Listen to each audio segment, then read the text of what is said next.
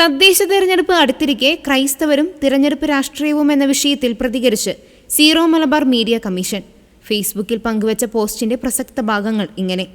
കേരളത്തിൽ തദ്ദേശ സ്വയംഭരണ സ്ഥാപനങ്ങളിലേക്കുള്ള തെരഞ്ഞെടുപ്പ് തീയതികൾ പ്രഖ്യാപിച്ചു. രാഷ്ട്രീയ കക്ഷികൾ തെരഞ്ഞെടുപ്പ് പ്രചാരണ ചൂടിലേക്ക് ഇറങ്ങിക്കഴിഞ്ഞു. ഈ തിരഞ്ഞെടുപ്പിൽ ക്രൈസ്തവരുടെ രാഷ്ട്രീയം എന്തായിരിക്കും, അല്ലെങ്കിൽ എന്തായിരിക്കണം? മതമാണ് ഞങ്ങളുടെ വിഷയമെന്ന് ചിലർ പറയുന്നത് പോലെ രാഷ്ട്രീയത്തിൽ നാം മതം കലർത്താൻ പാടുണ്ടോ? കത്തോലിക്ക സഭയ്ക്ക് ഇവിടെ പ്രത്യേകമായ രാഷ്ട്രീയ നിലപാടുണ്ടോ? എന്തായിരിക്കണം സഭയുടെ രാഷ്ട്രീയം? തുടങ്ങിയ ചോദ്യങ്ങളെല്ലാം ഇപ്പോൾ നമുക്ക് ചുറ്റും ഉയരുന്നുമുണ്ട്. സഭയ്ക്ക് രാഷ്ട്രീയമുണ്ട് എന്നതാണ് കൃത്യമായ ഉത്തരം. അത് പക്ഷേ കക്ഷി രാഷ്ട്രീയമല്ല, മറിച്ച് ദൈവരാജ്യത്തിന്റെ രാഷ്ട്രീയമാണ്.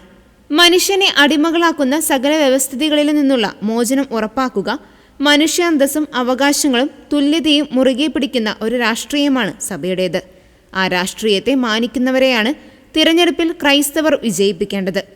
അധികാരമോഹികളും നിക്ഷിപ്ത താൽപര്യക്കാരും നീതിപൂർവമായ നിലപാടുകളെടുക്കാൻ ധൈര്യമില്ലാത്തവരും സംഘടിത ശക്തികളിലൂടെ മുൻപിൽ പ്രീണനത്തിന്റെ വിലക്കെട്ട രാഷ്ട്രീയം ശീലമാക്കുന്നവരെയും വിലയിരുത്താനുള്ള സമയമാണിത്. ഭാരതത്തിന്റെ മഹത്തായ ഭരണഘടനയെ മാനിക്കുന്നവരെയാണ് നാം തിരഞ്ഞെടുക്കേണ്ടത്. അല്ലാതെ ഭരണഘടനയുടെ മുകളിൽ തങ്ങളിലെ ശരികൾ സ്ഥാപിക്കാൻ ശ്രമിക്കുന്നവരെ പ്രീണിപ്പിച്ചുകൊണ്ട് മറ്റുള്ളവരുടെ ഭരണഘടനാപരമായ അവകാശങ്ങൾ കവർന്നെടുക്കാൻ അനുവദിക്കുന്ന ഭീരുക്കളെയോ സ്വാർത്ഥരായ അധികാരമോഹികളെയോ ആകരുത് ഈ തിരഞ്ഞെടുപ്പിൽ നാം പിന്തുണയ്ക്കുന്നത്.